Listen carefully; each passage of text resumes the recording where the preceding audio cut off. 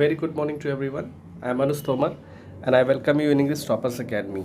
In today's class, we will discuss a new chapter, that is determiners. Dear students, there are a lot of people who think that only articles are considered as determiners, but in fact, we have many keywords apart from article. यानी कि article को ही लोग मानते हैं कि determiners होते हैं, लेकिन ऐसा नहीं है. डिटरमाइनर्स आर्टिकल से भी कहीं ज़्यादा होते हैं. तो सबसे पहले हम डेफिनेशन देखेंगे, उसके बाद इसके काइंड्स देखेंगे और क्लासिफिकेशन करेंगे. ठीक है, बहुत सारी चीज़ें इस वीडियो में हमें देखने को मिलेंगी. तो सबसे पहले इसकी डेफिनेशन है, determiners are the words that modify nouns. In other words, determiners are the word that can be used before nouns. यानी कि इनका इस्तेमाल nouns के पहले होता है और विशेषता बताने के लिए होता है. यानी कि nouns की विशेषता जो words बताते हैं उनको determiner कहते हैं. अब determiner काम किस तरह से करते हैं, यानी कि ये act करते हैं as an adjective के रूप में काम करते हैं. They are also called fixing word. Fixing का मतलब क्या होता है कि चीज़ों को उसकी निश्चित जो आइडेंटिफिकेशन है उस तक पहुंचाते हैं. कैरेक्टरिस्टिक्स में देखते हैं क्या है. तो पहले तो डिटरमाइनर क्या काम करते हैं, ये पहचानते हैं किसको, फिक्स करते हैं, निश्चित करते हैं किसको, प्लेस पर्सन्स थिंग्स को, नंबर्स या न्यूमरल्स और ऑब्जेक्ट या क्वांटिटी और अमाउंट. यानी कि इन दोनों चीज़ों को, ऊपर वाली देखिए प्लेस पर्सन थिंग, यानी कि अगर हम बात करें सिंगुलर की, या फिर पर्सन्स और ऑब्जेक्ट या थिंग यानी कि प्लूरल की अगर हम बात करें, या फिर नंबर्स की या फिर ऑब्जेक्ट की. इसके अलावा क्वांटिटी भी हो सकती है या अमाउंट क्या है ये भी हो सकता है. तो बहुत सारी चीज़ें इसमें हमें सीखने को मिलती हैं. यानी कि डिटरमाइनर्स का जो यूज़ होता है वो इतना आसान नहीं होता है. ठीक है, तो अब हम देखेंगे क्लासिफिकेशन किस तरह से होता है. तो क्लासिफिकेशन की जब हम बात करते हैं तो पहला हमने जैसे बताया था कि आर्टिकल ही होता है, तो इसमें ए एंड दी होता है. फिर दूसरे नंबर पे डिमॉन्स्ट्रेटिव होता है जिसमें जो है दिस दैट दीज दोस का यूज़ होता है. क्वालिफायर्स जो हमारे होते हैं उनको अगर क्लासीफाई किया जाए तो डेफिनेट, इनडेफिनेट, डिस्ट्रीब्यूटिव, डिफरेंस और कंपैरेटिव ये होते हैं. सारे नंबर्स लिखे हुए हैं, देख लीजिए आप, एग्जाम्पल सारे दिए गए हैं. पॉजेसिव में क्या होता है कि हम अधिकार जब जताते हैं किसी भी चीज़ पे, जैसे दैट पेन इज़ माइन. ठीक है, that this doll is hers.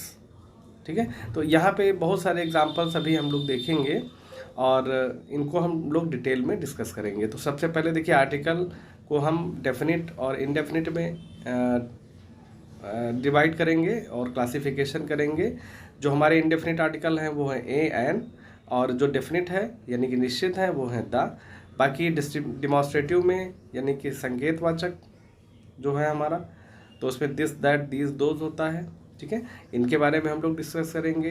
क्वालिफायर्स बहुत सारे हैं. ठीक है, तो क्वालिफायर्स जो है वो क्या इंडिकेट करते हैं. देखिए, a qualifier is a word or phrase which is use before a noun to indicate the amount or quantity. यानी कि अमाउंट या क्वांटिटी को दिखाने के लिए इनका यूज़ होता है. और पजेसिव हमने जैसे बताया किसके लिए होता है, अधिकार दिखाने के लिए. ठीक है, अब डिटरमाइनर्स में आते हैं. सबसे पहले आर्टिकल को देखते हैं. तो आर्टिकल बेसिकली हमारे तीन ही होते हैं. हमने बताया ए एन द.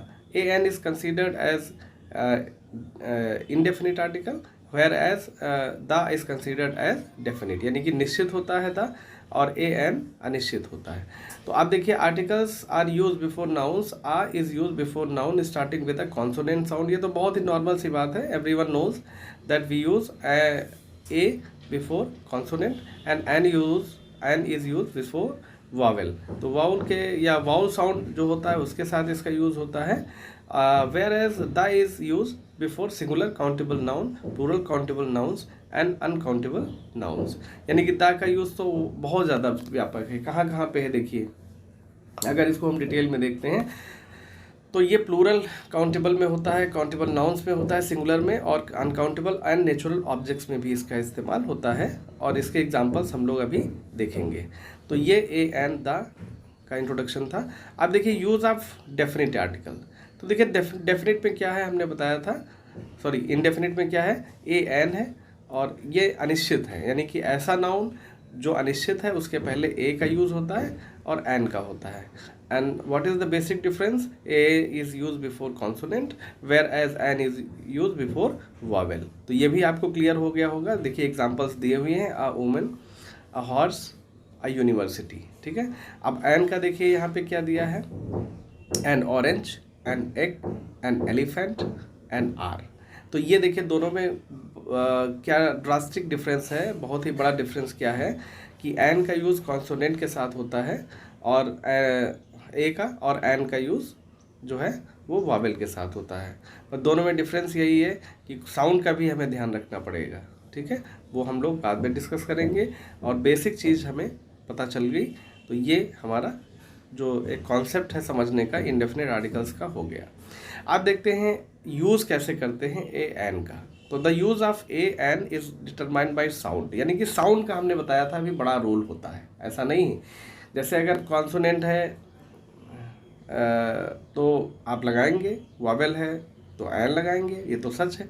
लेकिन यहाँ पे जो साउंड है, sound plays very important role because sometimes we have consonant and we use an. Consonant sound हम लेटर है, लेकिन अगर साउंड आता है वॉवेल तो हम वहाँ पे एन का यूज़ करते हैं। तो देखिए a unique thing, a 1 rupee coin, European, a unicorn, a university, ये आपका देखिए आ लगा हुआ, जबकि ये वॉवेल है। अगर देखा जाए लेटर की बात हम करें तो वॉवेल है, लेकिन फिर फिलहाल क्या लगा है, ठीक है। रेगुलर में हम जो है on the other hand with the following words an is use although they begin with consonant, यानी कॉन्सोनेंट से भी शुरू होते हैं, लेकिन अगर साउंड वॉवेल का आता है तो हम एन का यूज़ करते हैं। जैसे देखिए एन और, an honest man, an heir to the throne, an M C A. Here the sound is the criterion to decide whether a an will be use, यानी कि साउंड के बिहाफ पे ही हम कह सकते हैं कि क्या यहाँ पे यूज़ होगा और क्या नहीं होगा। यानी कि इसका मतलब है कि एक तो चीज़ हमको समझना है कि हमारा ए और एन एक नॉर्मल वे में अगर हम बात करें तो कॉन्सोनेंट के साथ यूज़ होता है ए, वॉवेल के साथ एन होता है। लेकिन अगर साउंड की हम बात करें तो ये बहुत बड़ा एक चेंज आ जाता है कि we have to also emphasise और we have to look the importance of sound because we use A N on the basis of the sound, ठीक है। तो ये चीज़ें आपको बिल्कुल क्लियर हो जानी चाहिए, दोनों में जो डिफरेंस है वो आपको पता चल जाना चाहिए। अब देखते हैं use of definite article. Definite में क्या होता है, निश्चित होता है, हमने बताया। The is use before singular countable noun, plural countable nouns and uncountable nouns. Uncountable nouns do not have plural forms, we can not say sugars, we will say the sugar. यानी कि बहुत सारे में, जैसे मान लो पुअर है, ठीक है, एक एग्जांपल मैं और देता हूँ। तो पुअर क्या होता है, पुअर तो गरीब होता है, जैसे he is a poor man. लेकिन अगर हम प्लूरल में इसका यूज़ करेंगे तो द पुअर आर सिटिंग, इसका मतलब प्लूरल हो गया, ठीक है। अब देखिए द कहाँ पे यूज़ होता है, while talking about a particular person और थिंग और एन वन ऑलरेडी रिफर्ड, यानी कि पहले से अगर कोई जान पहचान है तो वहाँ पे इसका यूज़ होता है। When a singular noun represent the whole class, यानी कि अगर हम एक कोई भी, चाहे एनिमल हो चाहे मैन हो, अगर वो रिप्रेजेंट करता है पूरी सोसाइटी को या पूरे अपने समाज को, तो भी यहाँ पे यूज़ होता है। जैसे the dog is a faithful element, तो द डॉग यहाँ पे एक की बात हम कर रहे हैं, लेकिन ये पूरी अपनी सोसाइटी जो इनकी है उसको रिप्रेजेंट कर रहा है। Before some proper names that denotes physical feature. अब फिजिकल मीन्स क्या होता है, नेचुरल ऑब्जेक्ट से पहले होता है, जैसे द एयर, ठीक है, the Ganga, the sea, the ocean, यहाँ पे द पैसिफिक, द अरेबियन, यहाँ पे बहुत सारे एग्जांपल्स दिए हुए हैं, ठीक है। तो यहाँ पे बेसिकली क्या होता है कि स्टोरीज़ में भी इसका यूज़ होता है। For example